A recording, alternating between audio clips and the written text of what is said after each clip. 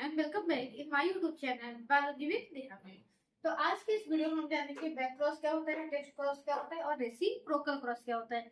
क्योंकि इन सभी से क्वेश्चन बनते हैं, चाहे टीजीटी पीजीटी हो, चाहे नीट का एग्जाम हो, चाहे क्लास 12 का एग्जाम हो। तो इन टॉपिक को आज आइए हम इस वीडियो में अच्छे से समझते हैं। तो सबसे पहले देखते हैं बैक क्रॉस क्या होता है, फिर टेस्ट देखेंगे और फिर रेसिप्रोकल क्रॉस देखेंगे। और ये वीडियो पूरा देखने के बाद आपको ये तीनों टॉपिक एकदम अच्छे से समझ में आ जाएंगे। तो इस वीडियो को पूरा अंत तक देखिएगा। तो बैक क्रॉस क्या होता है, समझने से पहले हम नॉर्मल क्रॉस समझते हैं। नॉर्मल क्रॉस क्या होता है कि हम दो वैरायटी के पौधे लेते हैं। एक हमने लिया है लंबा और एक क्या लेते हैं, बौना लेते हैं। इसी तरीके से एक रेड ले सकते हैं और एक व्हाइट कलर वाला पौधा ले सकते हैं। तो जब हम क्रॉस कराते हैं दोनों अपोजिट कैरेक्टर वाले पौधों के बीच में, तो हमें प्रथम पीढ़ी में क्या मिलते हैं, हेट्रोजाइगस प्लांट मिलते हैं। यानी हेट्रोजाइगस प्लांट का मतलब होता है उसमें दोनों के जीन होंगे, लेकिन लक्षण क्या होगा, एक ही का शो होगा। जैसे इसमें लंबाई का जीन भी है और बौनेपन का भी जीन है, लेकिन ये पौधा कैसा बनता है, लंबा पौधा बनता है। और जब इस लंबे पौधे के बीच हम क्या होने देते हैं, स्वपरागण, तो हमें द्वितीय पीढ़ी में क्या मिलता है, 3:1 के रेशियो में पौधे मिलते हैं। 3 लंबे मिलते हैं और एक बौना पौधा मिलता है। तो अगर हम चाहते हैं कि हमें कोई भी बौना पौधा न मिले, सभी पौधे कैसे मिले, लंबे।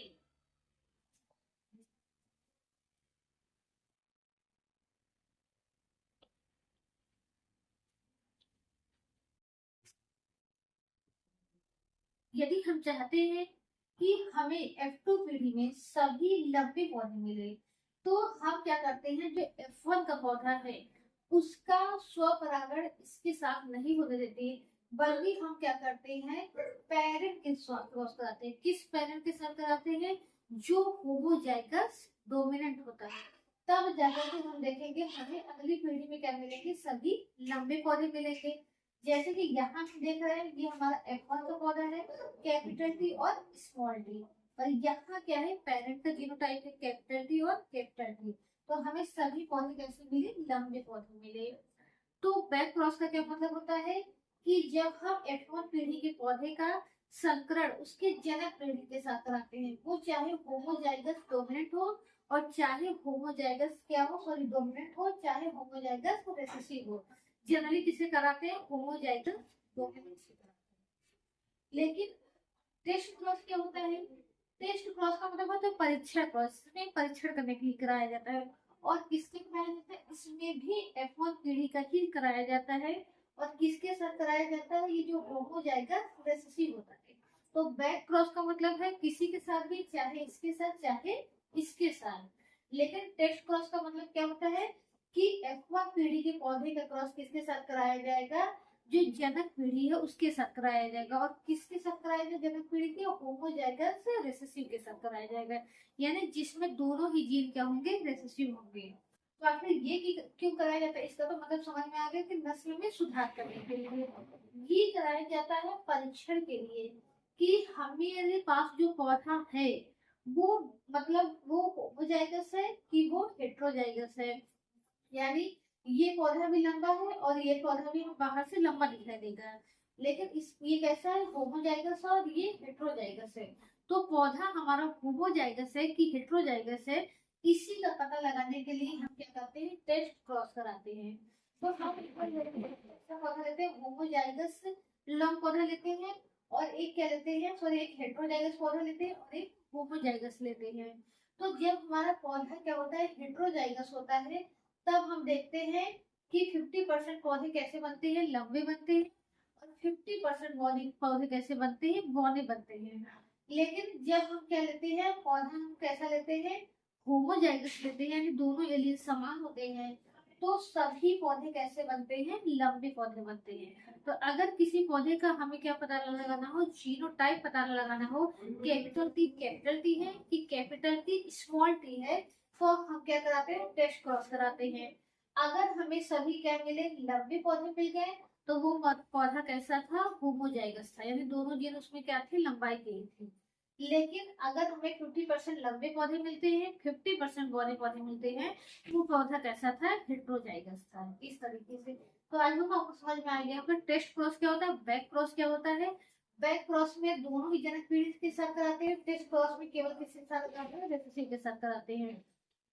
इसका प्रयोग नस्ल में सुधार करने के लिए किया जाता है, साथ ही साथ जनक की क्वालिटी पौधे में आती रहे इसके लिए भी कराया जाता है। और टेस्ट क्रॉस किससे किया जाता है, पौधे का जीनोटाइप पता लगाने के लिए।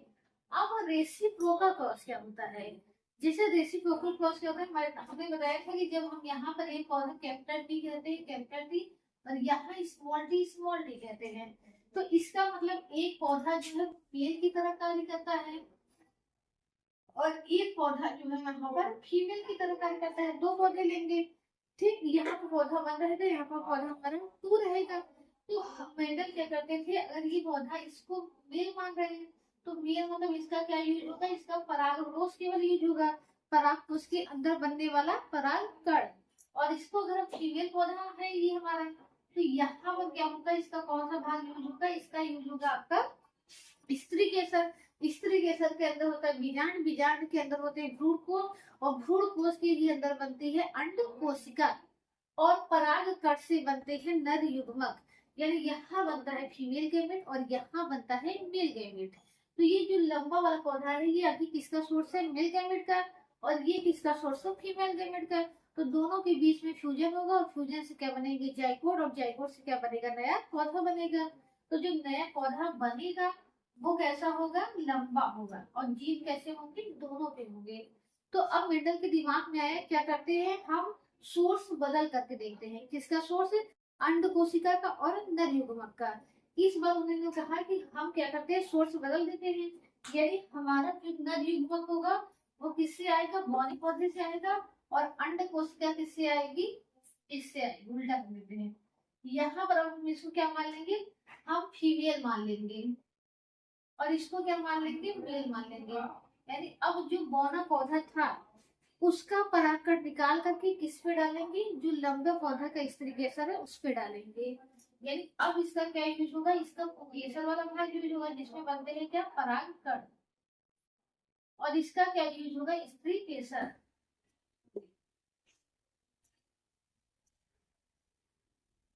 का यूज होगा स्त्री केसर।